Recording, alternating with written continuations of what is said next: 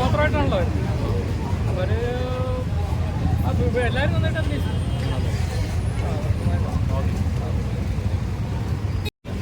അപ്പോൾ അത് തിയേറ്ററിൽ തന്നെ കാണാൻ പറ്റിയൊരു പുതുമയുണ്ട്. പിന്നെ ആക്ടിങ് വേസ് എല്ലാവരും അടിപൊളിയായിരുന്നു.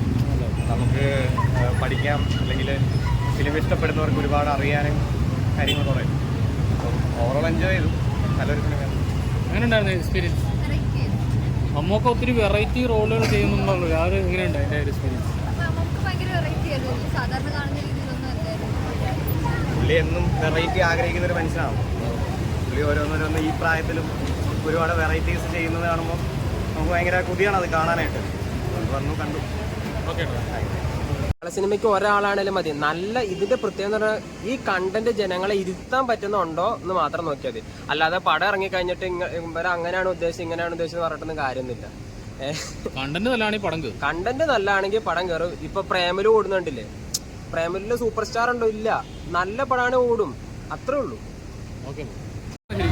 ആണ്, പക്ഷെ നല്ലൊരു വെറൈറ്റി എക്സ്പീരിയൻസ് ആണ്. നമ്മളിതുവരെ പ്രതീക്ഷിച്ചല്ലേ, പക്ഷെ എന്നാലും കൊള്ളാം, കണ്ടിരിക്കും. ഒരു തുമ്പാടി ലെവലൊക്കെ പ്രതീക്ഷിക്കാൻ പറ്റില്ല, എന്നാലും കൊള്ളാം. മലയാളത്തിന്റെ ഒരു അടിപൊളി വെറൈറ്റി എക്സ്പീരിയൻസ്. മലയാളത്തിന്റെ തുമ്പാട്? അതെ, അങ്ങനെ പറയാം. കളക്ഷനൊക്കെ ഏകദേശം എത്ര പ്രതീക്ഷിക്കുന്നു? എത്ര കളക്ഷൻ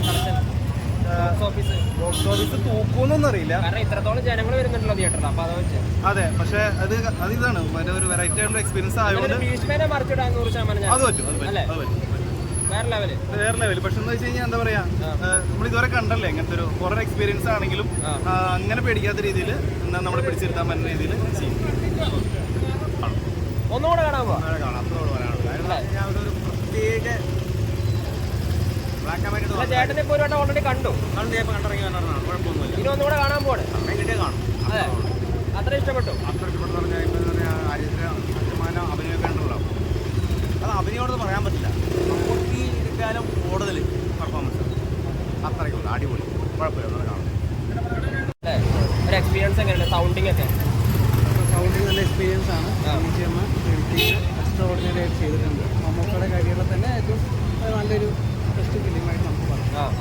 എന്തായാലും തിയേറ്ററിലൊക്കെ വമ്പം തിരക്കാണ് കണ്ണൂർ സ്പോട്ടിനേക്കാളൊക്കെ ഉപരി അല്ലേ? അതെ, കണ്ണൂർ സ്പോട്ടിനേക്കാൾ ഉപരി നല്ല തിരക്കും കാര്യങ്ങളും കൂടുതലാണ്. പറയാനല്ലോ, മമ്മൂക്കയാണ് പൊളിച്ചു പടം. അത്യാവശ്യം സൂപ്പറായിട്ടുണ്ട്. നമുക്ക് തിയേറ്ററിൽ തന്നെ വന്ന് കാണാനാണ്. ഒരിക്കലും OTT കാണാൻ നിൽക്കരുത്. OTT കാണാൻ നിൽക്കരുത്, കാരണം ആ എക്സ്പീരിയൻസ് നമുക്ക് മനസ്സിലാവണമെങ്കിൽ തിയേറ്ററിൽ തന്നെ വന്ന് കാണാം. കാരണം അത്രയും എക്സ്പീരിയൻസ് ചെയ്തിട്ടാണ് മമ്മൂക്ക ആ ഓരോ സീനും നമുക്ക് പ്രേക്ഷകരിലേക്ക് തന്നിട്ടുള്ളത്. കാരണം നമുക്ക് തന്നെ അതിനകത്ത് നമ്മൾ വിട്ടുപോയ പോലെ തോന്നും. അത്രയും നല്ലൊരു മൂവിയായിരുന്നു. കുറേ കാലത്തിന് ശേഷം സന്തോഷം.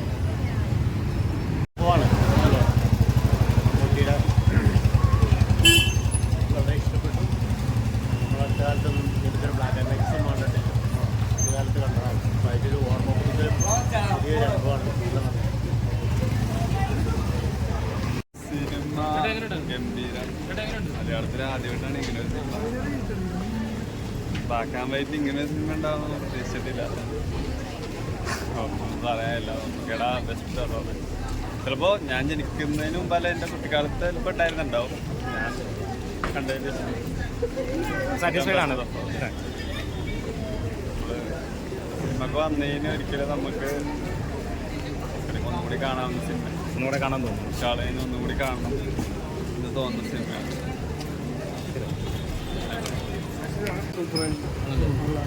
അത് നല്ല എൻ്റെ പ്രായത്തിനേക്കാൾ ഒരു ഇതായിട്ട് നല്ല വ്യക്തമായി നല്ല ഇതായിട്ട് അഭിനയിക്കുന്നു.